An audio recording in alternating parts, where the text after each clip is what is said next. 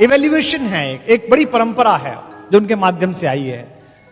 हम लोग विदेश से बहुत प्रभावित होते हैं। अगर मैं आपसे पूछूं कि मनुष्य का विकास कैसे हुआ, तो इस हॉल में बैठे हुए 90% लोग ये कहेंगे कि डार्विन की थ्योरी ऑफ एवोल्यूशन है साहब, डार्विन की थ्योरी ऑफ। हम अपना धर्म नहीं पढ़ना चाहते, अपनी चीजें नहीं पढ़ना चाहते, हम गीता नहीं पढ़ना चाहते, हम कुरान शरीफ नहीं पढ़ना चाहते, हम दशमेश पिता का ज्ञान जो गुरु के रूप में उपलब्ध है उसे नहीं पढ़ना चाहते। कहने का तात्पर्य यह है कि हम धर्म को मानते हैं पर धर्म की नहीं मानते।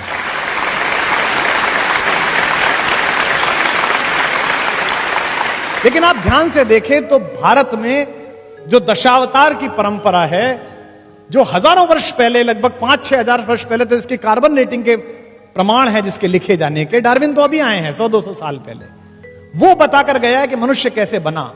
जैसे डार्विन क्या कहता है, पश्चिम क्या कहता है कि जीवन सबसे पहले कहां शुरू हुआ?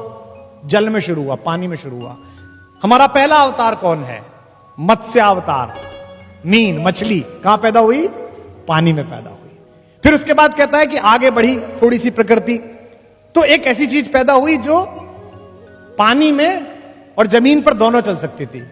क्या नाम है उसका? कछुआ, कच्छप अवतार। मीन, कमठ, सूकर, नरहरि। उसके बाद क्या आया?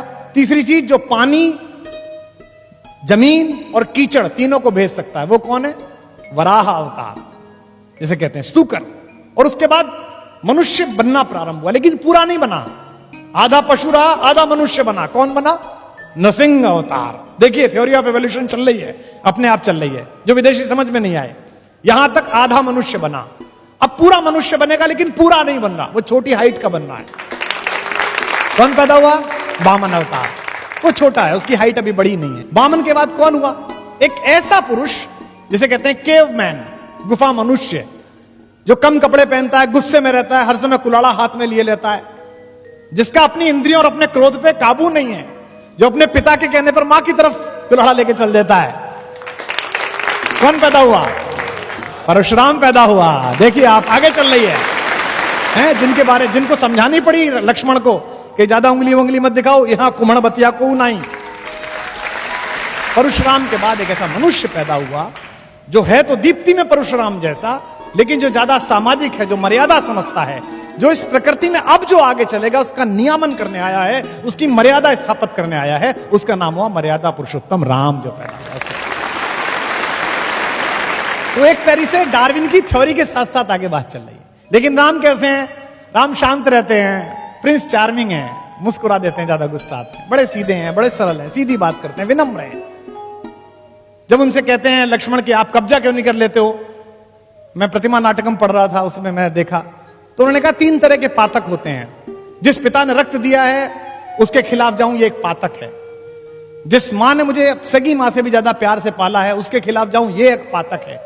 और पाप जिसकी सोच की सीमाओं के बाहर खड़ा होकर पराजित भाव से देखता है, उस भाई भरत के खिलाफ जाऊं, ये भी एक पातक है। तू मेरा भाई है, बता दे कौन सा पातक करके मरूं, बता कैसे करूं। वो राम पहले सामाजिक व्यक्ति हैं। तो राम का डीएनए जो है वो रिसेशन का डीएनए नहीं है, वो इवोल्यूशन का डीएनए है। इसलिए उनमें अपने घर के सारे लक्षण हैं।